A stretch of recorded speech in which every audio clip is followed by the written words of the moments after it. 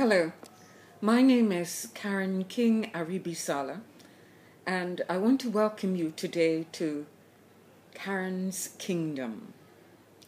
It's a kingdom of words, literature. But before I begin, I'd like to say a few words about myself. I will say a few words about myself.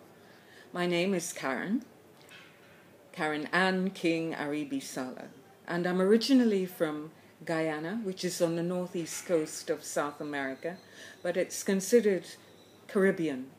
It's in fact the only country on the South American continent that speaks English and shares the history of the Caribbean region.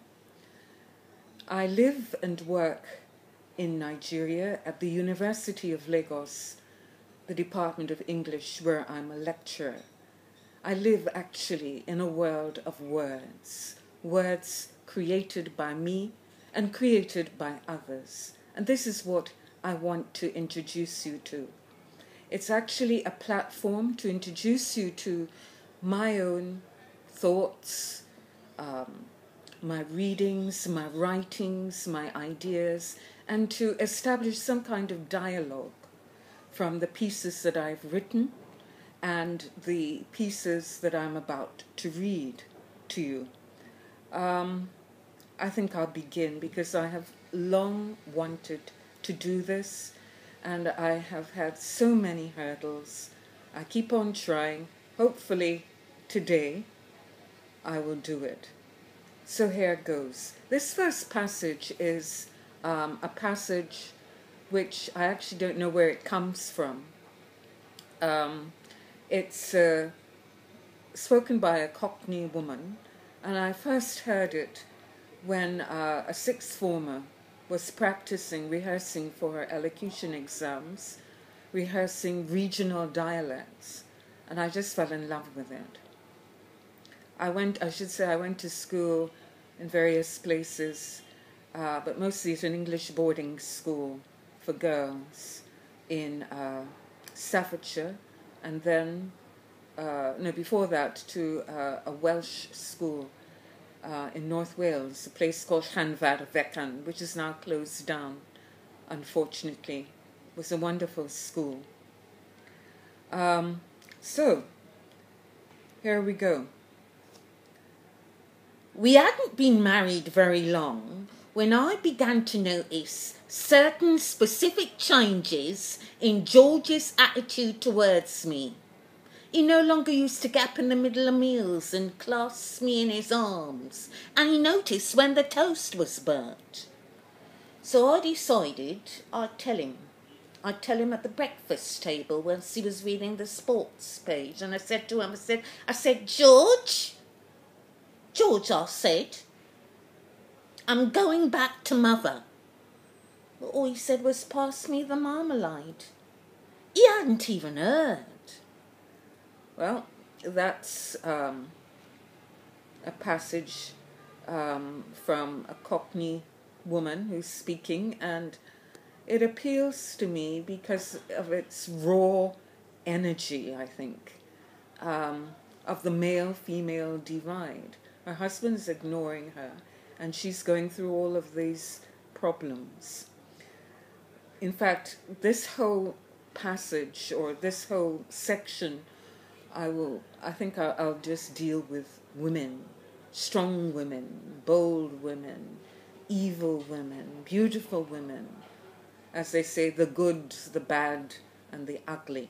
The next piece that I would like to recite is from a woman who I very much admire. She says it, Ruth, from the book of Ruth in the Bible. And the context of this speech is Ruth leaving her mother-in-law, Naomi.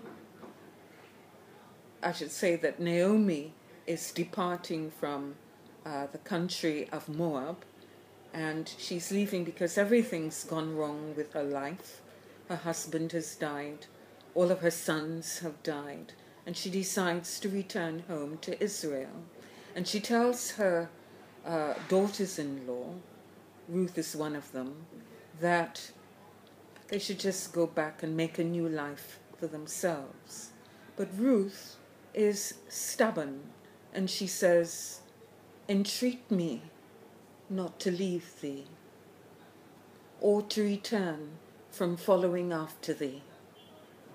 For whither thou goest, I will go, and where thou lodgest, will I lodge.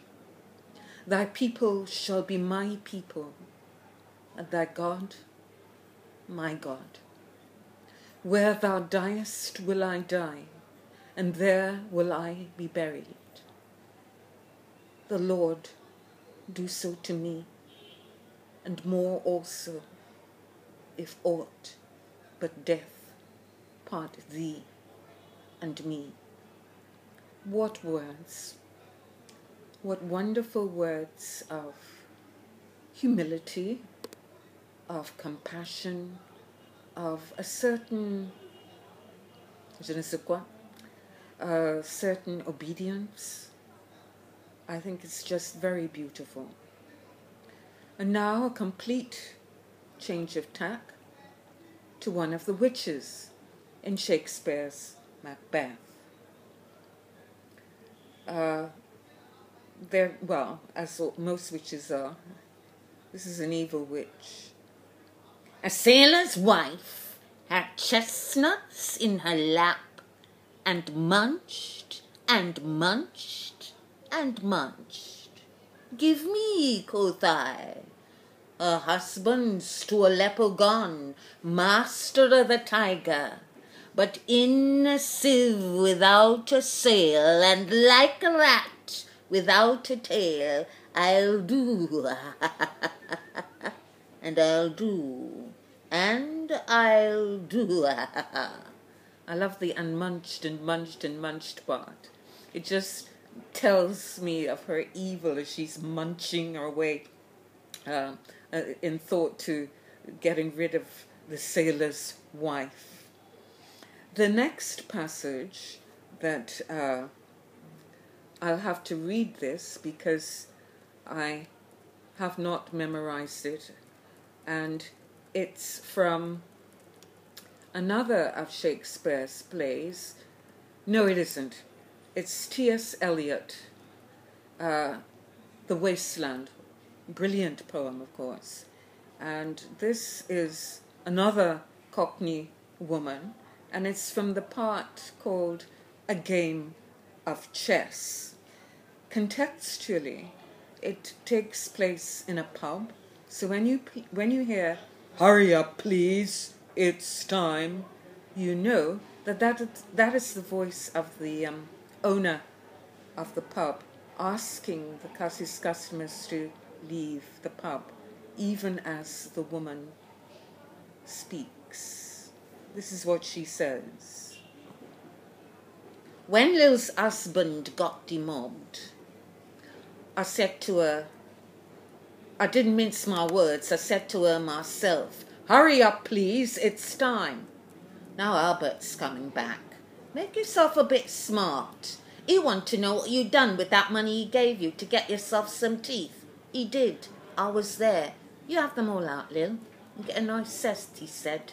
"I swear I can't bear to look at you." "And no more can't I said.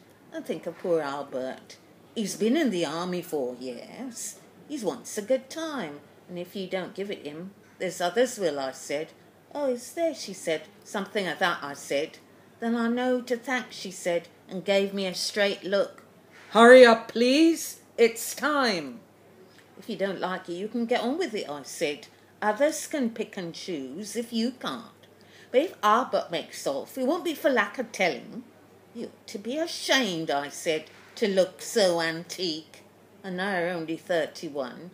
"I can't help it," she said, pulling a long face. "It's them pills I took to bring it off," she said. She's had 5 already and nearly died of young George. "The chemist said it would be all right, but I've never been the same." "You are a proper fool," I said. "Well, if Albert won't leave you alone, there it is," I said. "What you get married for if you don't want children?" "Hurry up, please, it's time." Well, that Sunday Albert was home, They had a hot gammon, and they asked me into dinner to get the beauty of it hot. Hurry up, please, it's time. Hurry up, please, it's time. Good night, Bill. Good night, Lou. Good night, May. Good night. Ta. Good night. Good night. Good night, ladies. Good night, sweet ladies. Good night. Good night. Well, that's that passage. I love it. I first read it. I just opened the book. It was on my dad's bookshelf. And I opened it and I saw that and I just fell in love with it. It's just got that, again, that earthy quality to tragedy about it. I think that's what I like about it. Another Shakespearean piece, as you might have gathered by now, I really think Shakespeare is a wonderful writer. I'm not going to engage in the debate as to whether he wrote all the plays that he is supposed to have allegedly written, but I think he's a great artist. And this passage is from Lady Macbeth, horrible woman, and she's heard that King Duncan is going to visit her castle, and she wants her husband to become king, and so she decides that, well, why not murder him? But an interesting aspect of this speech is that Shakespeare, at least, seems to want her to divest herself of the stereotyped women's qualities of compassion and love and become a man so that she can better be in the right mood for killing. So here is Lady Macbeth. The raven himself is hoarse that croaks the fatal entrance of Duncan under these battlements. Come, you spirits that tend on mortal thoughts, unsex me here, and fill me from the crown to the toe-top full of direst cruelty. Make thick my blood. Stop up the access and passage to remorse, that no compunctious visitings of nature shake my fell purpose, nor keep peace between the effect and it. Come to my woman's breasts and take my milk for gall, you murdering ministers, wherever in your sightless substances you wait on nature's mischief. Come, thick night, and pall thee in the dunnest smoke of hell, that my keen knife see not the wound it makes, nor heaven peep through the blanket of the dark to cry, hold, hold. Later, as those of you who've read the play might know, it's too much for her, and she runs mad. So that's Lady Macbeth for you. Now another queen, Queen Margaret, from a lesser-known play by Shakespeare, and it's from the third part of King Henry VI. Contextually, Queen Margaret has just been told by her husband, King Henry VI, that he has been forced to disinherit his son, Margaret's son, of course, as well. And as any woman, any mother would be, she's absolutely furious, and she basically tells him off. So this is the speech. Enforced thee? Art thou king, and wilt be forced? I shame to hear thee speak. Ah, timorous wretch, thou hast undone thyself, thy son, and me, and given unto the house of York such head as thou shalt reign but by their sufferance, to attain him and his heirs unto the crown. What is it but to make thy sepulchre and creep into it far before thy time. Warwick is Chancellor and Lord of Calais. Stern Falconbridge commands the narrow seas.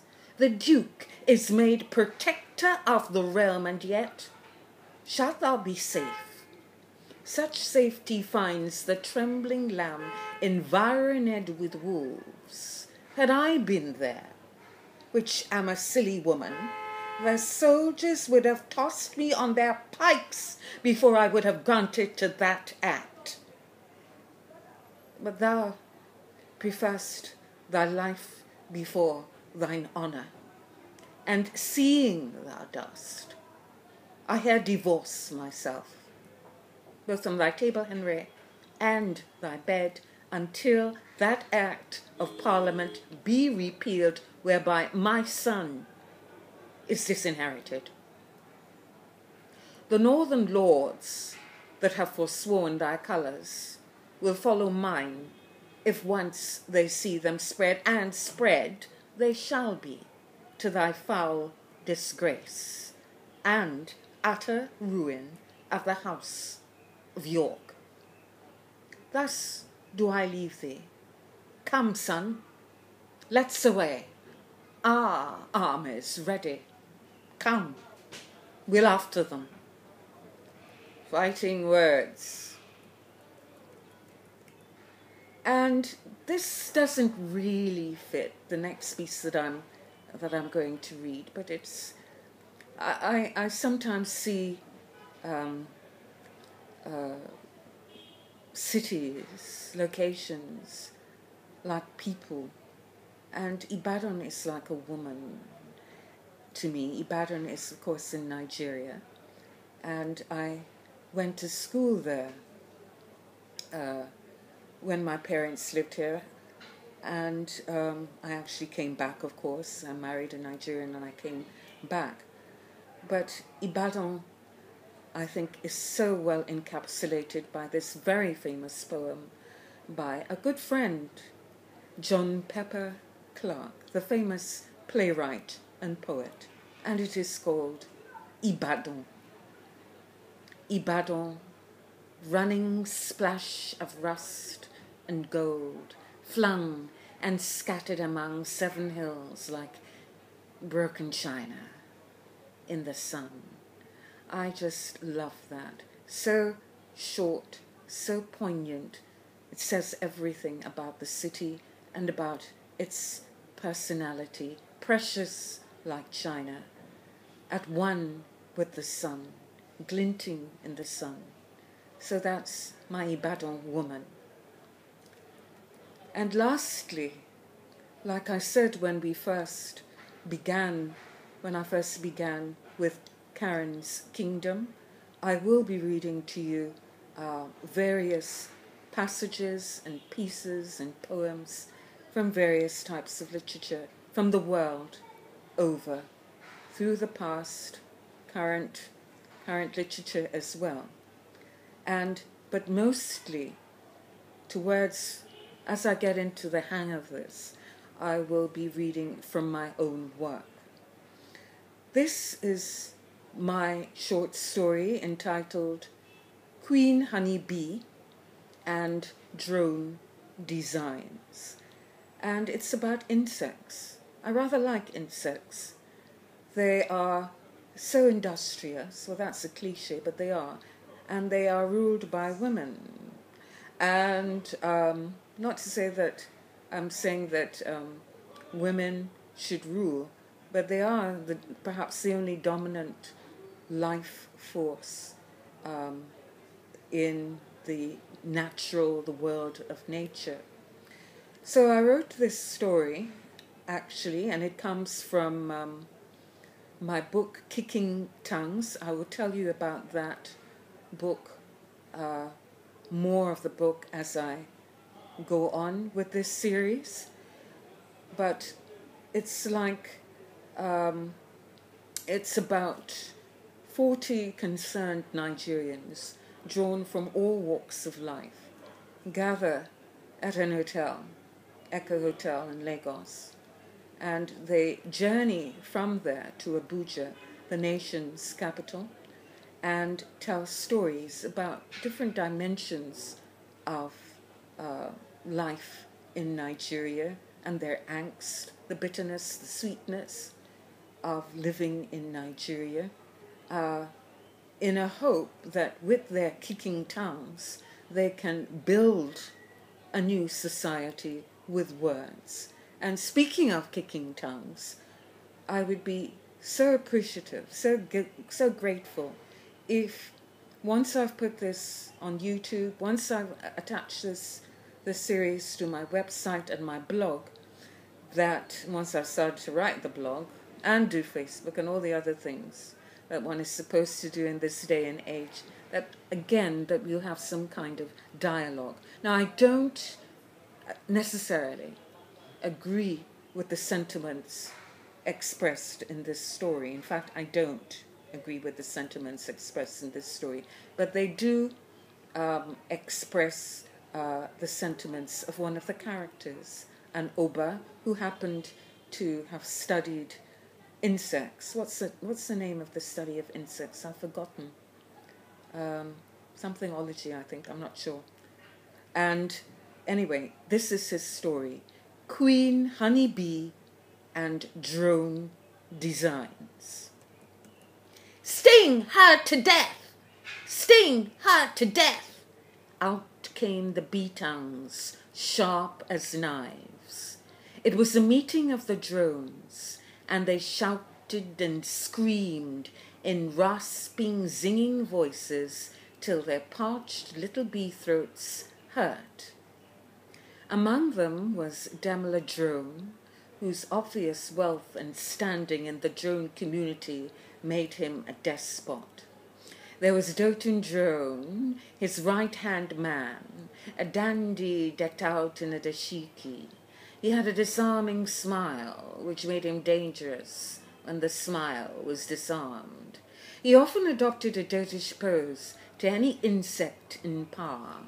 And there was Deji Drone, who doubled as dentist and doctor, sitting beside Dupwet Drone, a diplomat drone, who danced attendance to almost everyone, with a number of thank yous floating around him. Queen Honeybee was their object of attack. She sat immobile on her cone-shaped hive throne and gazed down at them. "When you're quite finished, let me know," she said calmly. Demla Drone spoke up. "We've become the laughing stock of the insect community, and the humans have turned against us," shouted Doten Drone, adjusting his dashiki with devilish panache. And the chant began again. "Sting her to death! Sting her to death!" Queen Honeybee raised 2 legs, commanding silence. "One drone at a time. And be careful not to drone on. You were saying, Demla Drone." Demla Drone was not put out by Queen Honeybee's daunting attitude and declared, "Word has reached us from other insects and from humans that the honey of the bee community is no longer sweet. They say it is bitter. As leader of the bees, it is your duty to ensure that our reputation, our honor as bees, as the chief producers of honey is kept, well, intact." Doten Drone agreed. "You're giving bees a bad name. Honey is supposed to be sweet. It's not meant to be bitter." Queen Honeybee smiled. "Drones, members of the male community of bees, as you are well aware, I am no despot. I am not beastly. I have, in my opinion, ruled the bee community with a great deal of responsibility. I lay eggs, but unusual for a queen bee, I oversee the collection of nectar and pollen, the production of wax and honey, And I do this busily. I may not be the bee's knees, but whenever the work is completed satisfactorily, I hold a bean feast for all, even you drones, especially you drones. Doting Drone clapped his wings. Thank you, Queen Honeybee. Thank you for everything you have done. But before he could finish speaking, Demila Drone cut him short. The fact remains that whatever you have done in the past has been destroyed largely by what is happening now. The honey is bitter and you must die. His right-hand man, Doting Drone, rose high in the air, and with his dashiki fluttering, waved some of his legs. It's I with you, Queen Honeybee. I did this for the bees, and I did that for the bees. Let's sting her to death. Queen Honeybee settled herself comfortably on her hive throne and again addressed the drones. So, you drones want the right to kill me. You want a communal drone decision on my honey, on me. First, as I have already said, I am no despot. I do not begrudge you this bee in your bonnet one little bit. You have a right to berate me if I have done something wrong. It is your drone duty to belittle me, even banish me, even kill me. Secondly, you can all taste my honey and decide for yourselves whether it is sweet or bitter. She pointed to the honey, which was arranged on a side table in hibiscus glasses and 2 tins of DDT, which her daughter, Bossebi, had picked up from the supermarket. If you decide that the honey is in fact bitter, then you may sting me to death. Queen Honeybee's favorite heroine was Queen Coleoptera in the play Antonid and Coleoptera, and she had just finished reading it after laying a batch of eggs. There was something noble about Queen Coleoptera welcoming the sting of death when some rabble bees wanted to sting her. She had had the courage to die for what she believed in, but Beelzebub, Queen Honeybee, was daunted, was damned, I should say, if she was going to die for some devilishly, dastardly drones. With certain Queen Coleoptera thoughts stinging her mind and words, she repeated, "You may all taste the honey and decide whether it is bitter or sweet. If you decide on the former, you may sting me to death. However, as your queen, I must inform you that my sting, my Queen Honey Bee sting, is the most painful, the hottest, the most deadly." She looked fixedly at the tins of DDT. "Oh, definitely deadly," muttered Dipwe Drone.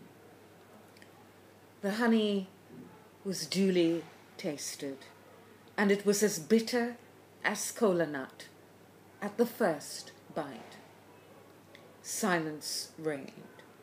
"Since you appear to be the chief draftsman of this design, Demila Drone, I ask you, is the honey bitter or is it sweet?" Demila Drone ducked his head in silence, and with his legs all doddery, doddered out of the room. Doting Drone, his right-hand man, became positively dotish as he addressed the gathering. I say, and I think I speak for all bees, and I say, let things be. Honoured Queen Bee, we are most grateful for your time, for your boundless patience, for the bounty which you have brought to us bees, I propose a toast. Lifting glasses of hibiscus filled to the brim with bitter honey, the drones drank and drank. They all agreed on the durability of Queen Honey Bee and on her bountiful, if somewhat brazen, acknowledgement of drone designs. Well, that was Queen Honey Bee and Drone Designs from my book, Kicking Tongues. And I hope that you enjoyed all of this. I certainly have.